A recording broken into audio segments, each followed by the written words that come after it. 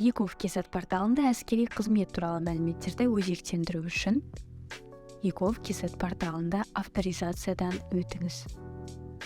Басты бетте азаматтарға әскери есеп және қауіпсіздік, әскери қызмет бөлімін таңдаңыз. Әскери қызмет туралы мәліметтерді өзектендіру қызметін таңдап, онлайн сұрау батырмасын басыңыз. Содан кейін сіз түзетуді қажет ететін деректерді сипаттап, жергілікті әскери басқару органын таңдап, растайтын құжаттың сканерленген көшірмесін тіркеуіңіз қажет. Қол қоюдың қолжетімді әдістерінің бірімен сұранысқа қол қойыңыз.